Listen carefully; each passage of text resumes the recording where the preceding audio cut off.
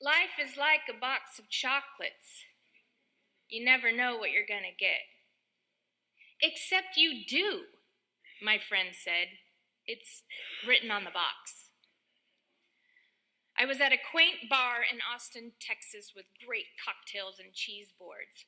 It was my first night out after becoming a mother 6 months prior. Some of my friends who are playwrights were in town, so we gathered to catch up. However, our night out was interrupted when a drunk lawyer sitting near us overheard that we were in theater and shared with us his dream of becoming an actor. Insert eye roll emoticon. In typical white dude fashion, he invaded our table. He seriously left his fiancée at his picnic bench and came and sat at ours. And ignoring all social cues, he began to demonstrate his missed calling by reciting Forrest Gump quotes to us. Life is like a box of chocolates. You never know what you're going to get. Except you do, my friend said, half revealing her annoyance and half trying to shut him up. It's written on the box. Sometimes similes work, and sometimes they don't. My life has simplified in some ways since I became a mother. Some of you know that in addition to preaching, my primary profession is theater. However, my repertoire has changed and expanded beyond postmodern deconstructionist scripts, C major songs, and nuanced performances, into nursery rhymes and exaggerated hand motions. Instead of critiquing presidents and protesting America's devolving political charade, I'm counting the days until my 5-year-old learns how to wipe his own bottom, while simultaneously trying not to cry because his father has taken him on vacation and it will be the first time we've ever really been apart. There's a metaphor in there somewhere, and if I had enough sleep last night, I'd find it for you. All that to say that the extent of my metaphors right now is Ring Around the Rosie, a children's game where everyone ends up sprawled on the floor or dunking underwater in the swimming pool. That 18th century rhyme became a metaphor for the Black Death in England when pockets full of posies warded off the stench of the plague, and falling down being the quick death of the infected. Many nursery rhymes, in fact, reimagine gruesome history in more tangible symbols. And so Henry VIII and Cardinal Wolsey become Mother Hubbard and her dog. And Queen Mary and the Protestants she tortured become quite contrary in an English garden. But in an attempt to return to the biblical text we read this morning, I suppose it's time to put away Mother Goose and seek out the Good Shepherd. In a gospel known for its symbols, allegory, and metaphor, we read John to discern what it means for us to live our own resurrection day after day. In studying the allegorical, symbolic, metaphor-filled teachings of Christ, can we find new life? John 10 is a familiar one to visitors and regulars of the biblical canon. But if you don't recognize the confession from this passage, perhaps you have heard, "The Lord is my shepherd, I shall not want," from Psalm 23, read at funerals. Or you heard it in movies like Titanic, Rooster Cogburn, or X-Men Unlimited. Or you were jamming with your ghetto blaster and heard it referenced by Pink Floyd in Sheep, Coolio in Gangsta's Paradise, or U2 in Love, Rescue Me, Tupac in So Many Tears, or the Grateful Dead in Alabama Getaway. Or maybe you even remember hearing President George W. Bush use it in his 9/11 speech. In addition to the iconic Psalm 23, we remember the Hebrew Scriptures list Abel as the first shepherd, who was murdered by his brother Cain, the farmer. And the patriarchs, Abraham, Isaac, Jacob, were shepherds too. Moses was a sheep herder in Midian when he encountered the burning bush. And of course, the little boy who used the slingshot to defeat the giant was a shepherd for his dad's flocks. And it was that same David who supposedly was the greatest leader of God's people, and he was called the Shepherd King. In fact, other kings who were considered wicked or unjust rulers were described by the prophets as bad shepherds who could not care for their flock. The Bible likes its pastoral imagery, and Jesus was a product of his culture, but not just the biblical one. Greek philosophers frequently compared governing people to the art of shepherding a flock. Likewise, in the Greek classics, shepherd was a metaphor used to describe leaders. The poet Virgil wrote that a herdsman would lie there at ease under the awning of spreading beech and practice country songs on a light shepherd's pipe. However, the idyllic, peaceful life of a shepherd was not universally seen as such.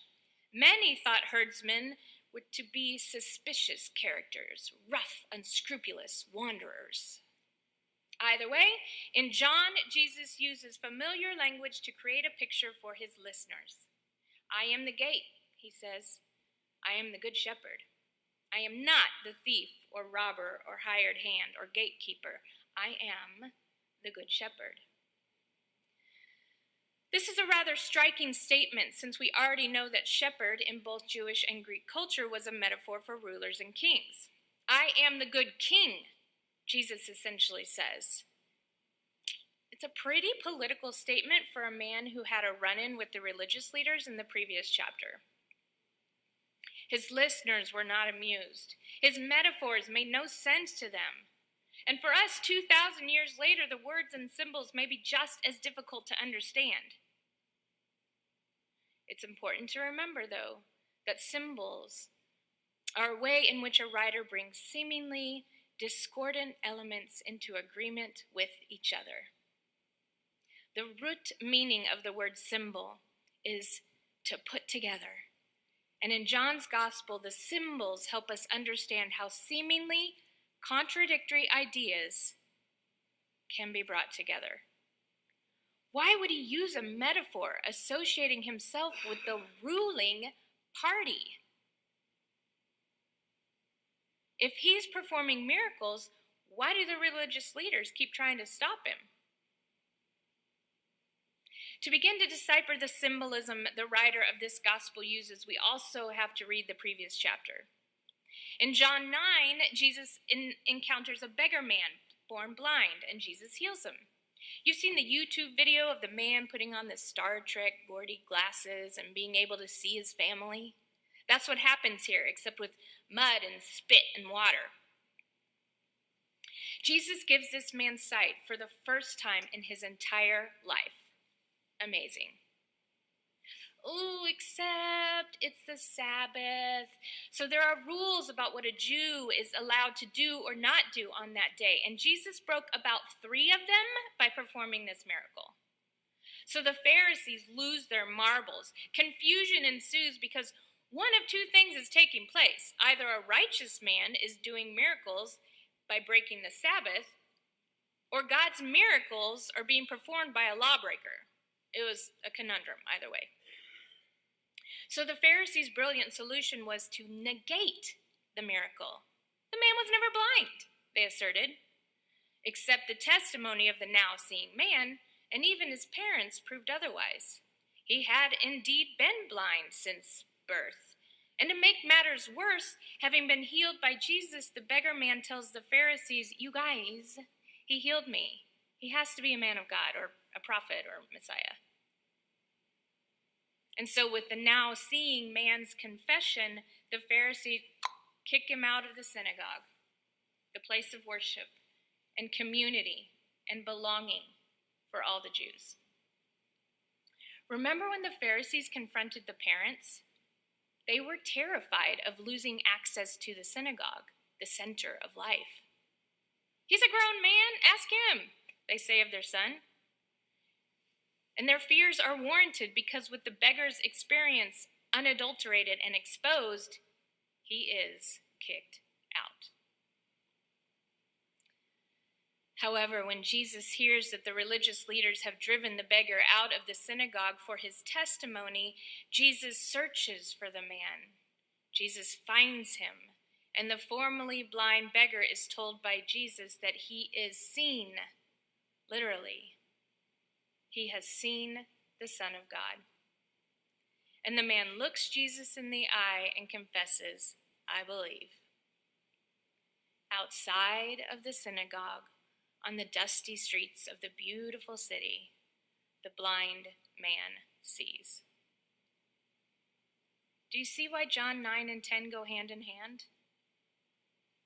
The beggar recognizes Jesus as God outside the religious center.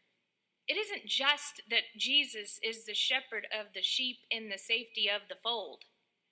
Remember, he's also the gate. Because the beggar worshiped God only after leaving the religious center, a beggar on the outside just became an insider.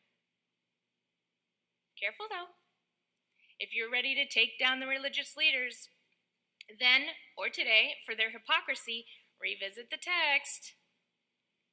The issue is not whether you're a Pharisee or a beggar or an insider or an outsider. The question at stake is whether you listen to the voice of the shepherd. And according to Jesus, the fold has sheep, but it also has robbers and thieves and hired hands and gatekeepers. Probably most of the women and people of color and LGBTQ people sitting here already know this. But it bears repeating, so we all will hear it again. According to Jesus, the fold has sheep, but also robbers and thieves and hired hands and gatekeepers. Perhaps Forrest's metaphor should have said, life is like a fold of sheep. You never know what you're going to get.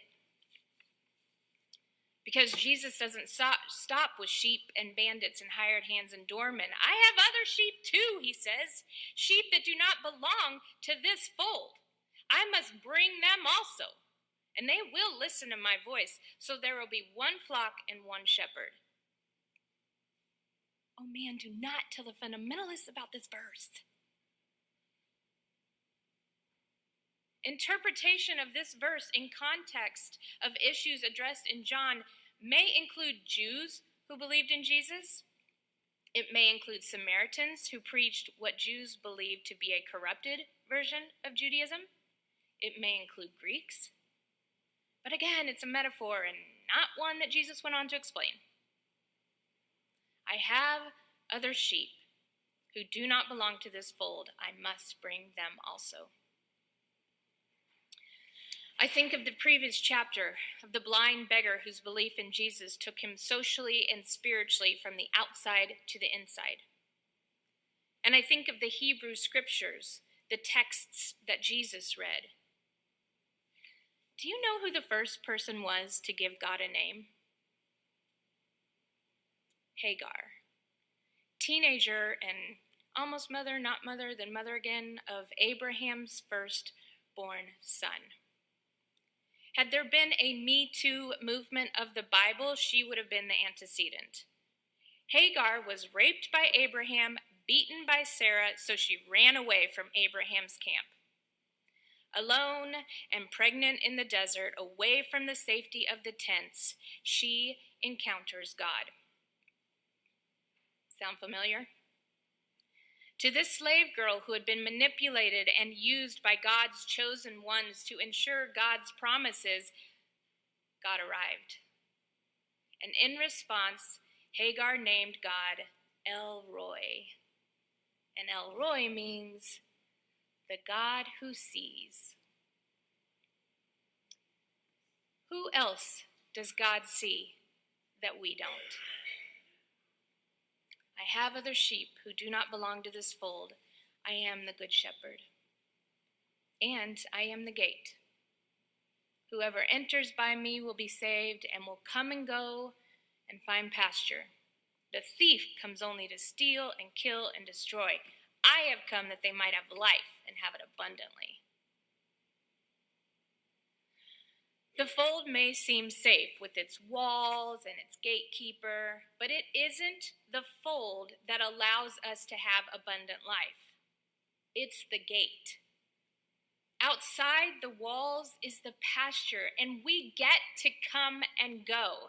It's right there in the text. Because Jesus is the gate, we get to explore and live abundantly in this world. The beggar's belief didn't come until he encountered Christ outside of the synagogue. What redemption can happen in our own beautiful city outside the walls of this church or any church because God is out there too? Just out of curiosity, what if we let go of the presumption that we know who God's sheep are? My former pastor in Austin once said, imagine how many of the troubles in our world, the Me Too movement, Black Lives Matter, sex trafficking, bullying, imagine how many would end if we learned to honor our bodies and the bodies of others. How does viewing others with humility, knowing that God can love whomever God wants, change the way you view our city and the way you treat others?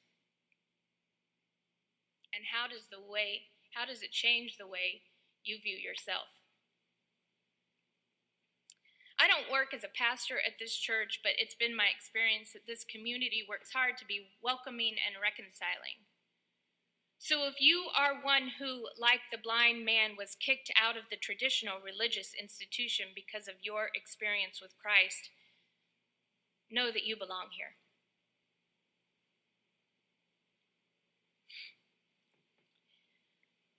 If you are a victim of the thief or the robber hiding inside the folds of the church, you are worthy of healing.